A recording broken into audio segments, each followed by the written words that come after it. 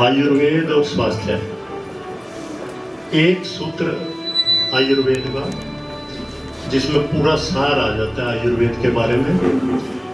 स्वस्थस्य स्वास्थ्य लक्षणम आतुरस्य विकार प्रशमनम च, अर्थात आयुर्वेद का प्रयोजन, सबसे पहला प्रयोजन है कि स्वस्थ व्यक्ति कैसे स्वस्थ बना रहे, रोगी पड़े ही ना, और फिर अगर रोगी हो गया तो पूरी तरह उसका उपचार।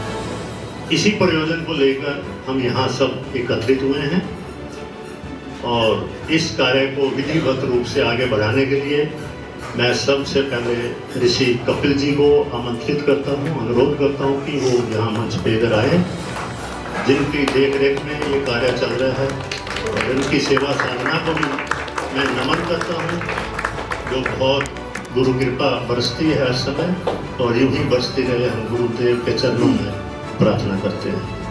आमंत्रित करता हूँ ऋषि कर्नल सिंह जी, कृपया वो आ जाए इधर मंच पे। कर्नल सिंह को भी बोलेंगे वो अपना आशीर्वाद दें। डॉक्टर सौरभ सिंह,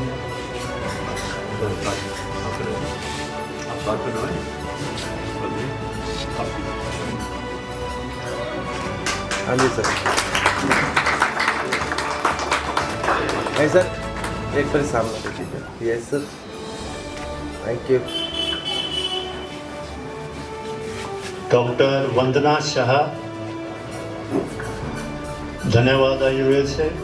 डॉक्टर सौरभ सिंह, इनका पंचकर्मा का सेंटर आयुर्वेद का यहाँ माउंट गार्डन में है, और बहुत अच्छा इनका आयुर्वेद पे बहुत अच्छी जानकारी और बहुत अच्छा अनुभव है। और डॉक्टर वंदना, साध्वी कपिला जी, और आशीर्वाद इनको प्रदान करें।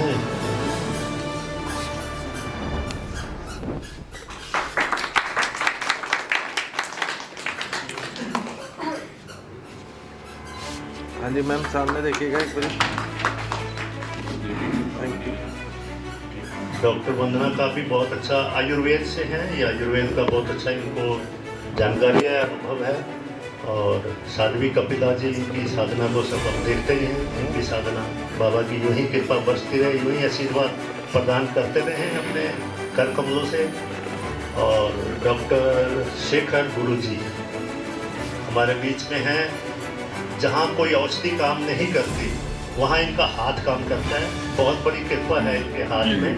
और मैं ऋषि कपिल जी से कहूँगा इनको भी अपना आशीर्वाद प्रदान करें डॉक्टर साहब को। इनका यहाँ पर सेक्टर 7 में द्वारका में इनका क्लिनिक है, और इतना सेवा भाव है कि कोई पैसा दे जाए तो अच्छा है, नहीं दे जाए तो अच्छा है, बहुत सेवा भाव है इनका।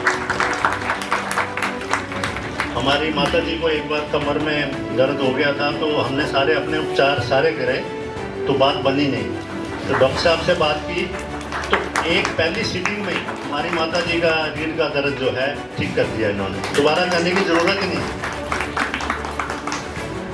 और अब भाई गोविंद शरण जी हमारे बीच में, जो रसोई चिकित्सा, रसोई घर को इन्होंने औषधालय के रूप में पूरे देश भर में ये जागरूकता करते हैं, और इनसे बहुत अच्छा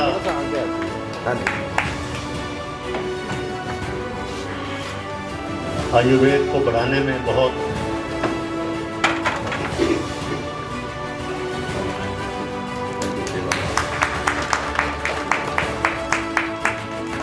ऐसे सामने।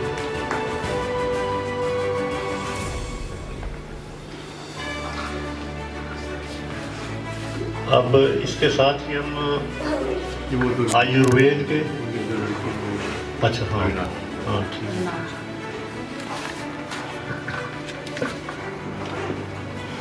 रविंद्र जी को हम अपने आप ही बना देते हैं, नाम तो हाँ, प्रिया बेटी हिमांशी और प्रिया बेटी अंजलि, ये डॉक्टर साहब के साथ, डॉक्टर शेखर गुरु जी के साथ काफ़ी सेवा कार्य में और अपने बुला देना उनको, चिकित्सा में बहुत अच्छा इनका बेट बच्चियों को और देने गई हैं। अच्छा कोई बात नहीं। और अविनाश जी, यहाँ अविनाश जी भी हैं, ये हर समय हर जगह उपलब्ध रहते हैं। जब भी इनको एक आधी आवाज़ लगाई जाए तो बहुत अच्छा समर्पण भाव है। और इसी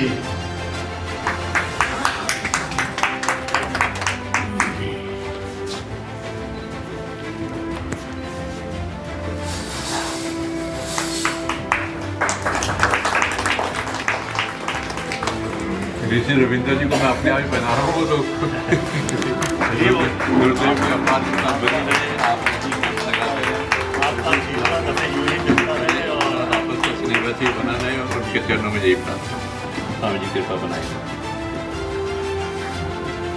सर एक मिनट सामने। थैंक यू सर, सामने देखिएगा प्लीज सर, सामने प्लीज थोड़ा सा नीचे, थोड़ा सा डाउन रखिएगा। Yes, thank you.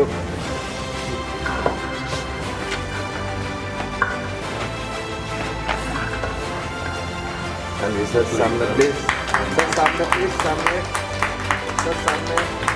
Thank you. बहुत बहुत धन्यवाद आपका। जय श्री कृष्ण।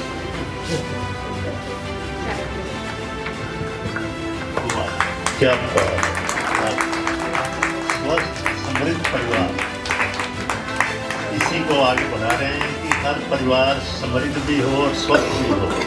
बहुत अच्छा कार्य है गोविंद जी, आपके द्वारा भी किया जा रहा है।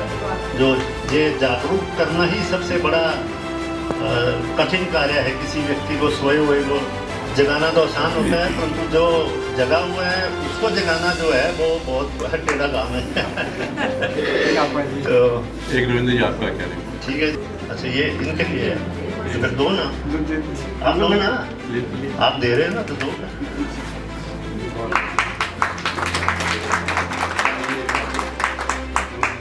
आप दोनों ले लीजिए, आप अपने फोटो। हाँ जी सर, सर एक बार साथ में आइएगा। हाँ जी, ये सर। या इस धरती पर, और ये कार्य गुरुदेव स्वामी जी के आशीर्वाद से हो रहा है, और इनको कोटि कोटि नमन करते हैं, जिनके आशीर्वाद से यह आज कार्य यहाँ पे शुरू हुआ है।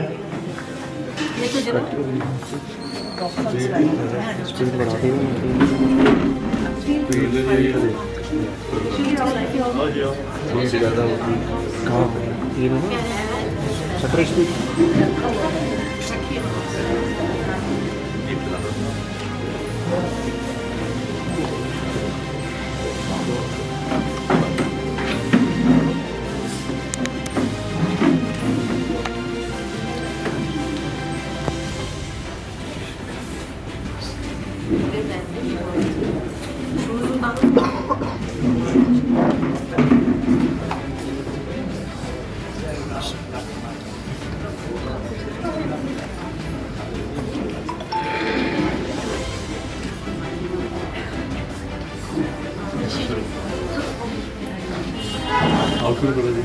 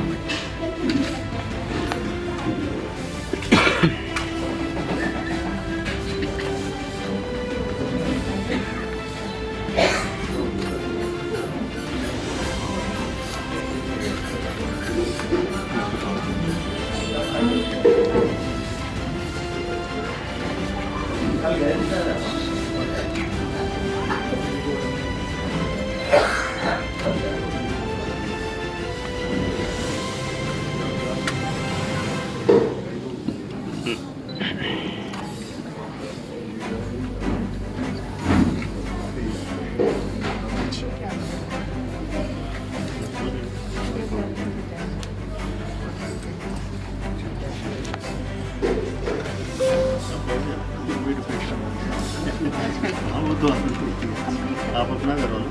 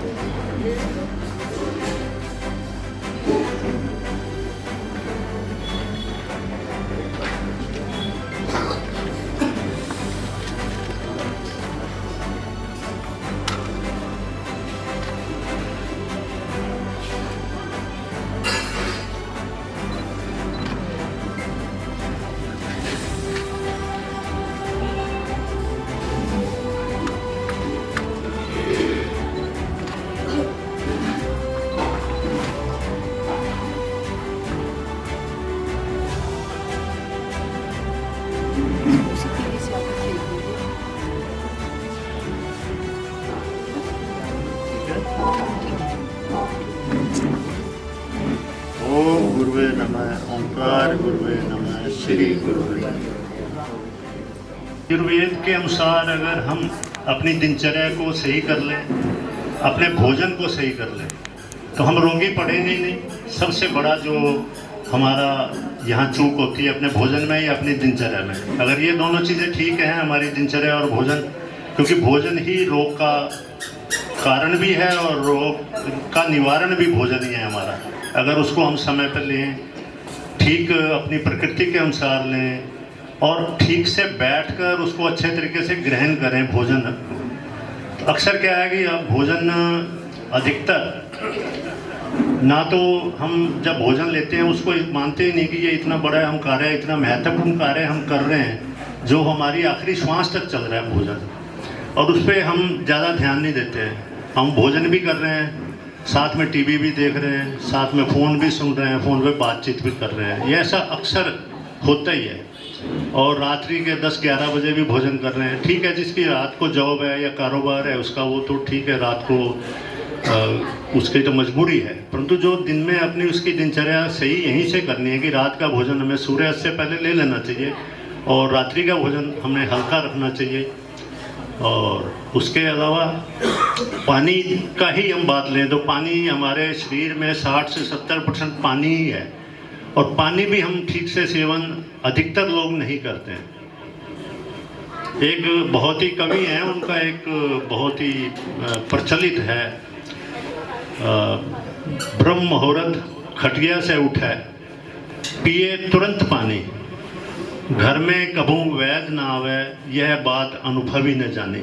सुबह उठते ही अगर प्यास है या नहीं है, उठते ही पहला काम पानी का होना चाहिए, और पानी आधा लीटर कम से कम। 2 बार करके भी ले सकते हैं, 1 बार में नहीं है, आधे घंटे के अंदर अंदर आधा लीटर पानी हमें ले लेना चाहिए। और वो पानी बहुत शुद्धि करेगा। जब शुद्धि करेगा हमारे शरीर में रोग ही नहीं होंगे। और फिर अगर कोई रोग है तो उसकी चिकित्सा भी आयुर्वेद करता है, और आयुर्वेद पूरी तरह से उसका निवारण करता है। आयुर्वेद के हम जो सूत्र हैं उनके अनुसार चलें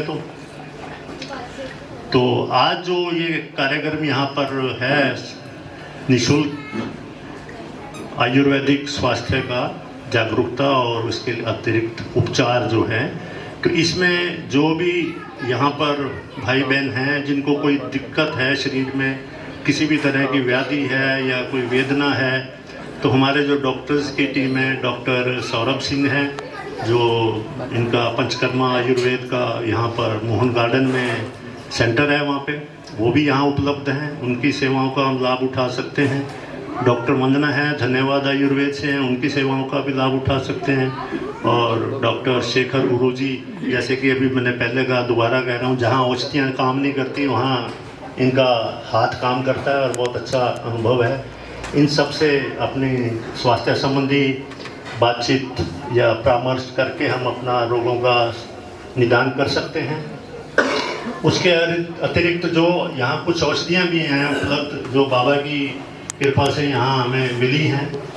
कुछ एक औषधियाँ हैं जो संभव औषधियाँ हो सकती हैं, यहाँ पर अवेलेबल हैं, वो भी निःशुल्क हैं, उनका कोई चार्ज नहीं है। आप उनका सेवन करें, अगर आपको ज़रूरत है तो औषधि ज़रूर लें और फिर सेवन भी करें।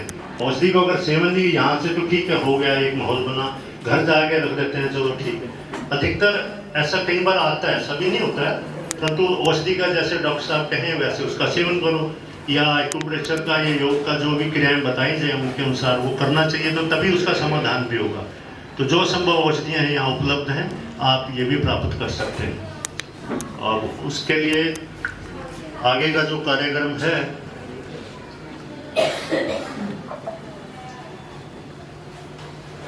उसको करते हैं। तो मैं एक बार भाई गोविंद जी के एक बार कहूँगा कि वो अपना विचार प्रकट करें। और आयुर्वेद, क्योंकि आयुर्वेद का स्वास्थ्य का एक ही पैमाना है। आयुर्वेद कहता है कि स्वस्थ व्यक्ति कौन है, वो हमें बताता है। सम दोष सम अग्निश सम धातु मल क्रियाए प्रसन्नात्मेंद्रिय मन है स्वस्थ इति विधीयते। ये महर्षि चरक जी का, आचार्य चरक जी का ये सूत्र है। और ये हमें एक पैमाना है, हमारी सम दोष, हमारे वात पित्त कफ सम अवस्था में हों, हमारी पाचक अग्नि जठरग्नि समावस्था में हो, ना प्रचंड ज़्यादा भूख लगे ना बहुत कम भूख हो, ऐसा हो, हमारी निष्कासन क्रियाएँ ठीक से काम करती हों और हमारी इंद्रियां और मन और आत्मा भी प्रसन्न हो, ऐसे व्यक्ति को स्वस्थ कहा गया है। विश्वास गुरु जी का, विश्वास मेडिटेशन का, और सबसे बड़े हमारे पिता तुल्य इंद्र जी का, जिन्होंने हमारे भाव को समझते हुए आप सभी तक पहुंचाने के लिए मुझे बुलाया, निमंत्रण दिए, उसके लिए बहुत बहुत धन्यवाद।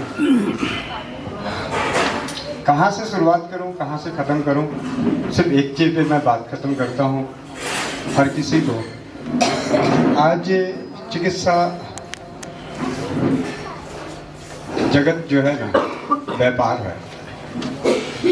जब ये चिकित्सा थी तब व्यापार नहीं था। शिक्षा, चिकित्सा और न्याय तीनों जब से व्यापार बना है, हम दिन प्रतिदिन अस्वस्थ होते जा रहे हैं। जब तक ये सेवा की भाव थी तब हमारे अस्वस्थता का जो आंकड़े थे बहुत कम थे, क्योंकि व्यापार जब खड़ा होता है तो डर पैदा करना होता है, रिक्वायरमेंट करनी पड़ती है। मतलब इन सब शब्दों में सबसे सरल भाषा में कहूँ कि भाई राजीव दीक्षित जी को 2016 में सुना, सुनने के बाद आप में से कई सारे भाइयों ने नहीं सुना हो, सुने हो तो अलग बात है। भाई राजीव दीक्षित जी के व्याख्यानों से प्रेरित होकर मन में एक जाग लगी कि कुछ मैं भी करूं समाज के लिए। तो क्या करूं? तो एक कैलकुलेशन निकाला कि 36 साल का मैं, जब मैं राजीव भाई को 2016 में सुना तो उसमें 36 साल का था और 36 साल में कभी बीमार नहीं पड़ा, और आज के बच्चे जो पैदा हो रहे हैं वो बीमार हो रहे हैं। तो ऐसा क्या हुआ कि हमने बीमार नहीं हुए? बीमार तो हम भी होते थे, बुखार हमें भी लगती थी, लेकिन जुकाम हमें भी होता था, लेकिन हमारे माता पिता कुछ ना कुछ घर की चीज़ें, क्योंकि हमने हॉस्पिटल डॉक्टर देखे ही नहीं, वैद्य देखे ही नहीं, उसी भाव को जगाने का प्रयास किया। मुझे बचपन में खांसी हुई, ऐसी खांसी कि 12 साल की उम्र तक मेरी नानी ने सारे कर्म कर लिए, जितनी भी चीज़ें होती थी। तो मैंने वो जो याद आया 2016 में कि वाकई बीमार तो मैं भी था, लेकिन हमारी जो परंपराएं रही उन परंपराओं से मुझे बचा लिया गया। तो क्यों ना वही ज्ञान दोबारा इकट्ठा करके जागरूकता फैलाया जाए, उसका नाम रखा गया। है भी बात सच है, चिंतन और मनन करके देखिएगा, रसोई घर ब्रह्मांड की प्रथम औषधालय। आज के परिवेश में अगर आपका रसोई घर अपने आप को ब्रह्मांड की प्रथम औषधालय को पहचान जाते हैं और उससे थोड़ा सा आगे आपके नज़दीकी शुद्ध आयुर्वेदिक औषधियों को उपलब्ध कराने वाले पंसार खाने मिल जाए तो आप जंग जीत जाएंगे। एक छोटे से उदाहरण पे देना चाहूँगा। एक दीदी है आरती, जनकपुरी में रहती थी, चार्टर्ड अकाउंटेंट की वाइफ, धर्मपत्नी माफ़ कीजिएगा, उनकी धर्मपत्नी थी। फ़ोन आया, भैया मेरे बेटे के बुखार है। मैंने कहा ये चीज़ें कर लो। उन्होंने ठीक हो, कहे भैया क्या फ़ीस है? मैंने कहा जी डॉक्टर को क्या देते? करे जी 2-2,500 रुपये लग जाता है, 1,000-1,500 रुपये लग जाता है अपने अपने। मैंने कहा एक काम कीजिए, गुल्लक बनाइए और उस गुल्लक में पैसे डाल दीजिए। आज के बाद जब भी आप ऐसी सुविधाएं लें तो पैसे आप उसमें डालिएगा। 1 साल बाद 1,65,447 मतलब ऐसे कुछ समथिंग रुपये थे। 2 साल के बच्चे के ऊपर 1 साल में ही खर्चा आता है, तो 60 साल की उम्र में इस पैसे को अगर हम हर साल ईमानदारी से जमा अलग करते जाएंगे तो मुझे नहीं लगता। तो ऐसी बहुत सारी जागरूकता की बातें हैं। समय कम पड़ जाएगा। 9 साल में 10 लाख से ज़्यादा लोगों का दर्द को सुन चुका हूँ, इसीलिए जागरूकता के काम में निकल पड़ा हूँ। चिंतन और मनन करें। हॉस्पिटल, नर्सिंग होम, सभी चिकित्सीय सेंटरों पे एक प्रजाति नहीं मिलेगी।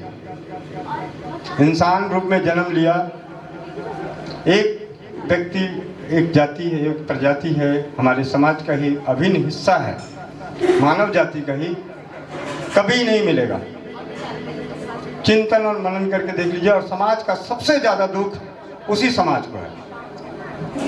आर्थिक रूप से, मानसिक रूप से, व्यवहारिक रूप से, सामाजिक रूप से वो सबसे ज़्यादा दुखी हैं और किसी भी चिकित्सा केंद्र पे नज़र नहीं आएंगे।